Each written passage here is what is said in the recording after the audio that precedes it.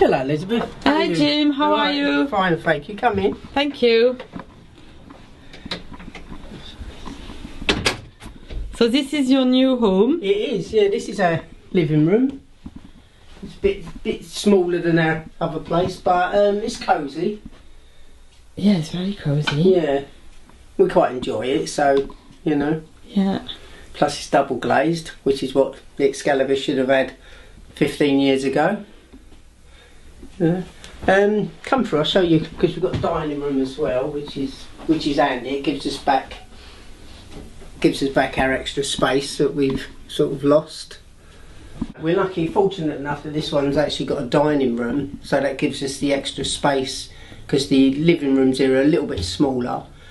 But with the dining room, that's made a big difference. And it's a bit of a puzzle, this house. It's a small garden, but then again, I'm small, so that's fine. We fit in quite nicely. But we've had to do it like this so we can still use the shed but still have the pond. And the kids love it because they think that this bit here is really exciting, jumping across into the shed. So most of their toys are in there. But it's not very deep and they can all swim.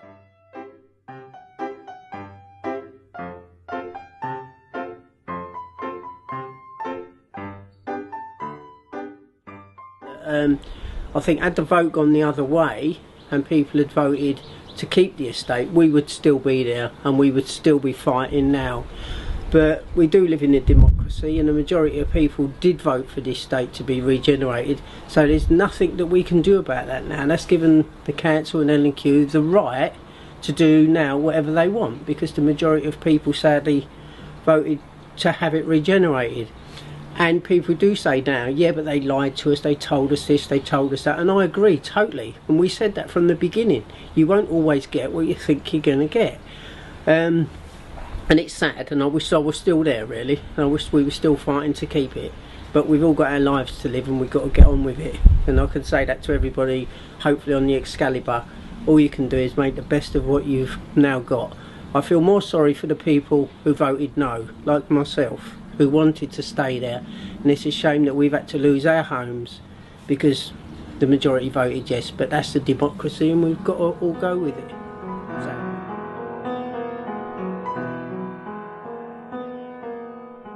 So, people were going to vote for regeneration, yes, or leave the estate as it was? To rot, as the mayor said. The mayor told us that in a meeting. Yes. What did he say exactly? He said that if we vote no, then they'll leave the estate to rot because there was no money for investment. And that was his exact words. The words were to rot. You know? There was another student journalist there at the time, and she recorded what he said. But it makes no difference what he says. He's the mayor. He runs the budget. He can do exactly as he likes. You know? And he can say whatever he wants, and nobody can stop him. You know? I think it's an unfair system in Lewisham, where you have a mayor who can override the councillors. You know, they can say one thing and agree one thing in a meeting, but if the mayor doesn't like it, he can dismiss it and override it. You know, that's a dictatorship. We had to abide by democracy when the vote went through, but within the town hall, they don't have to abide by democracy. They can have a vote and the mayor can say, no, I disagree. It's not fair. And we've been in meetings where that's actually happened, so, you know. The estate is in so much disrepair now. Since we moved there 20 years ago, nothing's really been done on that estate that hasn't been done by the estate management with the small amount of money that they get. They've had to fight, beg, borrow just to get money to do the basic repairs. And the council have allowed the estate to fall into total disrepair. And as I said, the mayor actually said he'd leave the estate to rot if we voted no. Because there was no money to invest in the estate, although every other estate and every other home in the country meeting the decent home standard, there seemed to be money for everybody except Excalibur. But then Excalibur is a very large piece of land, very, very valuable, and this is why we believe they're not going to stick anywhere near 371 homes on it. In fact, there's what's called homes per hectare, which all councils, you know, followed by. So it roughly means that how many homes should you fit on a piece of land. that's economical to do so. And for the size of the Excalibur, it works out at just under 1,000 homes. We worked out to about 980 homes is a reasonable amount of homes that should be on a piece of land that size in any borough, you know, for it to be economical to build an estate. So 371, no, I doubt it. You know, even when they originally told us 500. You know, and the only reason it's 371 homes is because the church is no longer part of the redevelopment. So that took out 21 homes were removed because of the church. Then when we got 6 of the prefabs lifted, that took away another 58 homes. Out of 6 prefabs, 58 homes were removed. That's why we're down to 371. It's not because that's what they want to build, that's because the low figure that they originally said has been reduced because of the problems that they have now getting people to agree to it, like the church, and they've had nothing to do with it. Sadly, the church hasn't helped the people. They've helped themselves, and we helped the church. We gave the church things from the archives that managed, which enabled them to stay outside the process.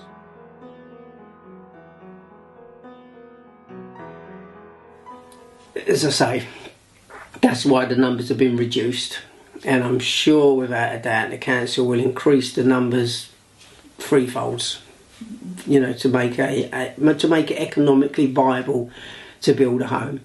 You know, no one's going to build 371 homes on a piece of land that size and get funding for it. The government themselves will refuse funding on the basis that it's not value for money, and they're not building enough homes.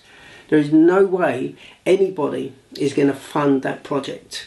You know, that means you're just going to be left to rot a bit longer while they slowly take away the land, pull the prefabs down, and wait for the economic situation to recover, so they can either sell it off bit by bit, the land, to developers, or wait to get good funding because they've increased the numbers, you know. But nobody's going back to that Excalibur estate, I can tell you that.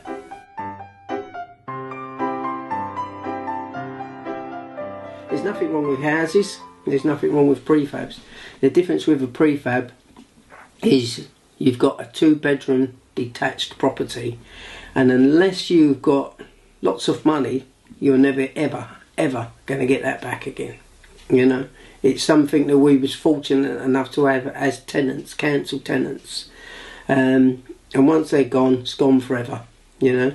Unless you're on £1,000 a week, you're never ever going to get back to a place like that, you know. And although we're happy here now because we've got to get on with our lives and we've got to clear our mind of all of that, and we've got to move on. There's nothing we can do about the Excalibur anymore. The only people who can do anything about Excalibur is Lewisham Council themselves, and they've made a pact with L&Q, so I can't see that now being reversed. You know, the deal was done, all the hands have been shaken, it's done. There's nothing that can be done.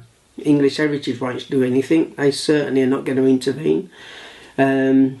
It's too late because many of them have now become empty and are in such disrepair now. They haven't even boarded them up to protect them. They've left them open to the elements, to the children, to the burglars, to the thieves who have taken away all the lead and the copper and anything else that wasn't bolted down. It's all gone, it's finished. Like these photos, you know, we go, we take photos, and you get home, you look at them, you think, yeah, but when you find them again in 3 or 4 years or 10 years time, you look at them and go, wow, look at your hair, look, you know, it becomes more important, doesn't it, when you look back into that, you know. And when this is all gone, you know, this then will be valuable, you know. That's why we've done so many documentaries on history, is because it's valuable. Isn't it? And they've slotted us in, you know, we've done one with a legacy of war, like, you know, and that's what Lorraine was saying. Never thought we'd ever be on the same programme as Winston Churchill, like, you know, as where poor people like us, you know, we're being interviewed in the same way as people who knew Winston Churchill in the same programme, but because of the prefabs, not because of us. Like, most of them are being interviewed because of them. We was being interviewed because of where we lived, and the stance we'd taken to try to protect that as well. Like, Yeah, you know, but the fact that we've even actually managed to do that, for us, inwardly, we've got that sense of self-achievement. I mean, look at that. I mean, Yeah. you know, we can't afford that. We can't buy that again. We can't get that back. No. You know, anybody could make their prefab look good.